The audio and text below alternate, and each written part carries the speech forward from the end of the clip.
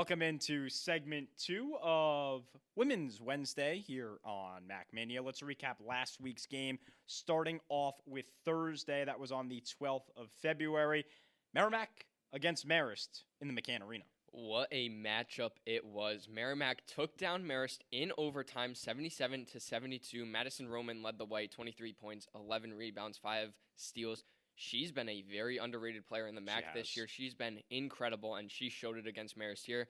But then for Marist, it was the redshirt senior guard Lexi Tarul, who had 17 points and 9 rebounds. But the main story came right before overtime, 0.6 seconds on the clock. Garcia inbound to Orelai Kiefer, who hits a alley-oop layup to tie the game and send it to overtime. And after that, it was all Merrimack. And overtime, they simply could not miss a shot. Marist had a sizable lead down the stretch, just couldn't hold on. Danny Williamson still injured at the moment. Morgan Tompkins, Malia Egan out for the season. Elle Bruschuk also dealing with some injuries of her own.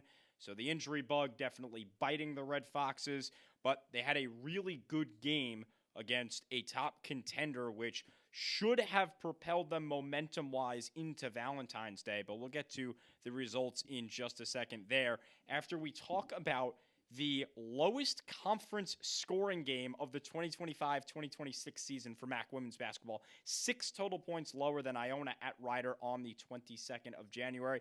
And of course, the Bronx were involved in this one. 42-40. You're hearing that right. St. Peter's took care of the Bronx in Lawrenceville. Danae Rippey, the sophomore forward, had 15 and 7 boards. How about the freshman guard, Elena Cofield for Rider? 10 points, 12 rebounds. That was Rider's best offensive rebounding game of the season. I will say, it seems like the freshmen are kind of taking over in women's basketball for the MAAC so far this year. Elena Cofield, she's been incredible for this Rider team and really kind of the spotlight of the team, and she's been playing great. But again, crazy defensive game from both sides of the ball for St. Peter's and Rider. What a game it was. But that'll segue us into the next game. It was Canisius taking on Iona, and Iona got the 52-45 victory. Yasmin Jabril for Canisius, 15.6 rebounds. She's been incredible for this Canisius team. She has probably been the highlight of their team so far this year. But so is the highlight of the Iona team. Yes, and Isabella Middleton, 15 points, 13 rebounds, and 4 steals. What a game it was. From a guard. Insane. She has been so good. She might be in our players to spotlight, but she could. Wow, she was incredible in this one. Let's highlight and spotlight a different player. We talked about Elena Cofield. She has one of the coolest stories in the MAAC. So she originally committed to Arcadia University. This was on the 19th of January when she was committing back in 2025.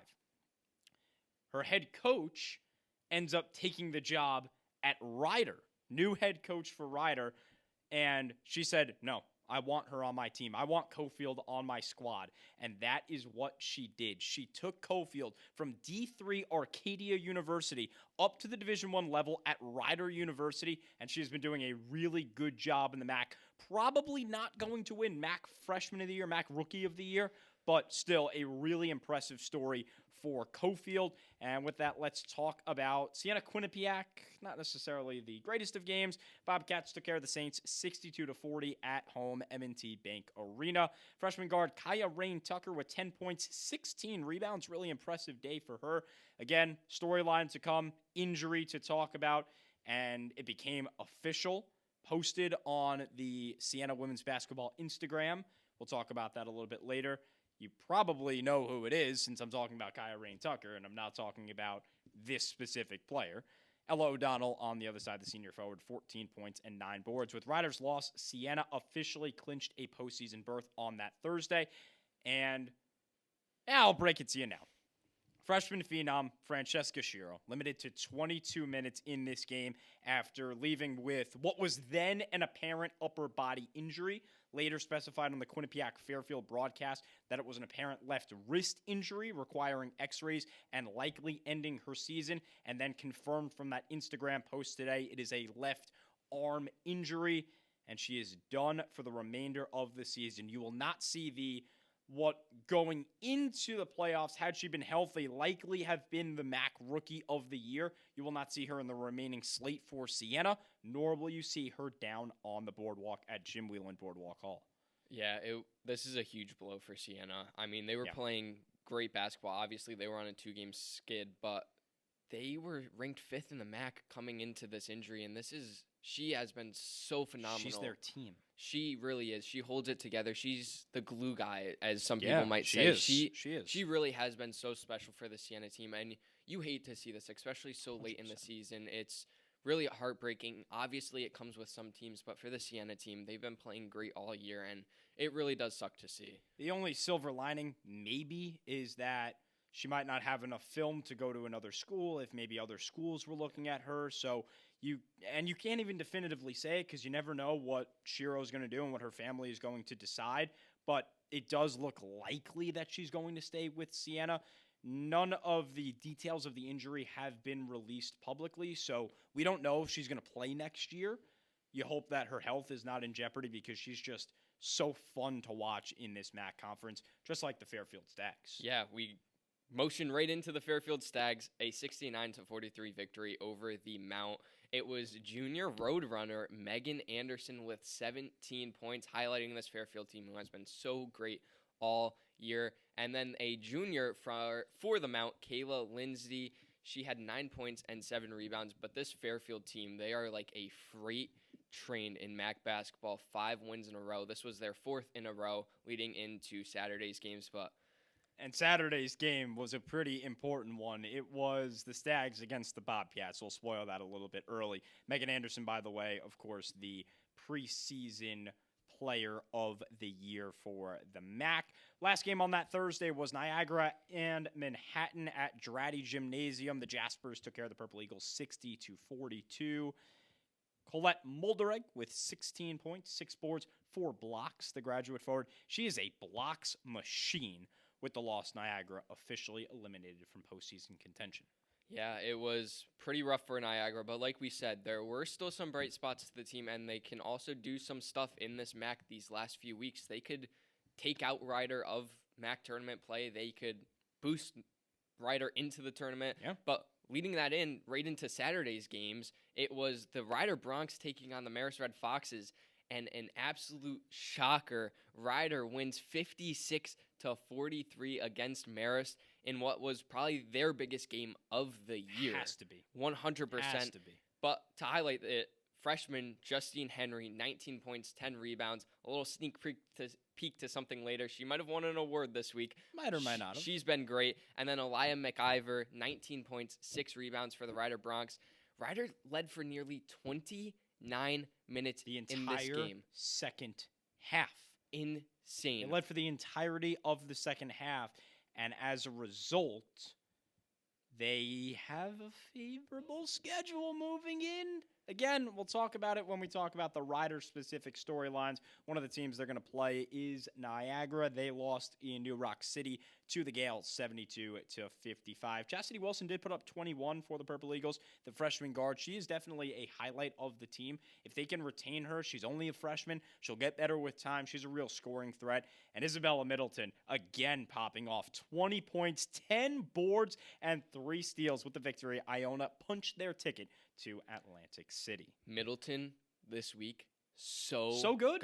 But did she win MAAC Player of the Week? That's the big question. Who knows? We don't know. I think she might, right? She has the stats to prove it. She played great. Iona, 2 great games. We know the answers, by the way. We do, but we know. We're going to keep that. We also know if Henry won Rookie of the Week or not. Maybe you do. It's the big question. If you follow the MAAC, you might know this already, but we're gonna gatekeep that for a little longer. You also know Lydia Milashenko is pretty good at basketball. She's just a little bit. She is amazing at basketball. Merrimack taking down Siena 79-60. Kaya Rain Tucker, once again, 11 points, 10 rebounds for that Siena team. Lydia Milashenko is 22 points, 6 rebounds. Yeah. What a game she had. What a game for Merrimack. They stay in the 3 seed. Franco Wittenberg starting to put together some nice games in a row for the Golden Griffs, 14 points, but they ultimately fell short to the Jaspers, 68-55. How about Brianna Davis, the senior guard? Not only 4 steals, but 28 points. Canisius officially eliminated with the loss. That is a tie for Davis's season high.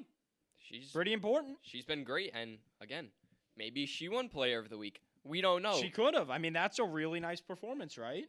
Very nice. 28 points. That is a very impressive performance. But moving on, we'll go to one of the Fairfield teams, Sacred Heart, taking on St. Peter's, 63-61 victory for Sacred Heart. Amelia Wood, 18 points, 7 rebounds, and 4 steals. Really good. Defense has been on fire for a lot of these women's players. They have been so good. But then Denia Ripby, 16 points, 7 rebounds, and 3 steals. 6 games within a 5-point margin for the Sacred Heart team. Down by 2 with time expiring.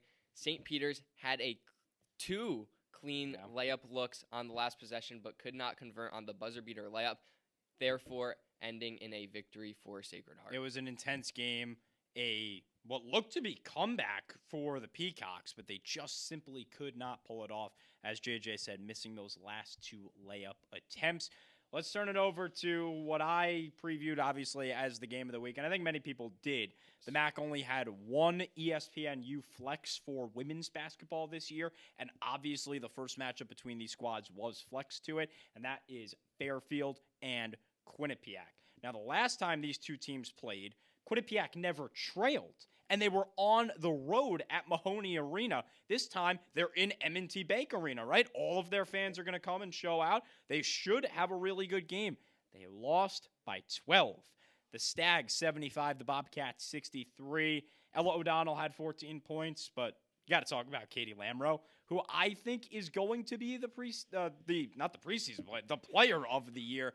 It could be her teammate in Anderson, who was picked as the preseason, but I think especially because you have 2 active players who have already won that award, and Lamro is not one of them. 2 on that team, I should say, that have won the award, and Lamro is not one of them. That might play into the factor voting-wise. I don't really know. I personally am an advocate for Lamro winning Player of the Year, and probably part of it is because she was 1 shy of her season high with 30 points against Quinnipiac, a team that hadn't lost a conference game. Insane. There's nothing else to say. Insane. Crazy. 1 point of your season high. 30 points is 1 shy of your season high. Absolutely insane against maybe the best team in the MAAC. Yeah. It's a little bit of a 1A, 1B. And you want to guess where that season high was or is, because it still is her season high? It's against another really good team. Merrimack? Richmond. Wow. Richmond. One of the top teams, maybe even in college basketball as a whole. Definitely one of the best mid-majors coming out of the A-10. Preseason ranked 18th. Yeah. Wow. Yeah. Insane. 31 against Richmond. Mount St. Mary's did not play. Their next game is scheduled for tomorrow on Thursday at Niagara, 6 p.m. tip, and that's going to be a vital one when we take a look at the storylines on our next segment.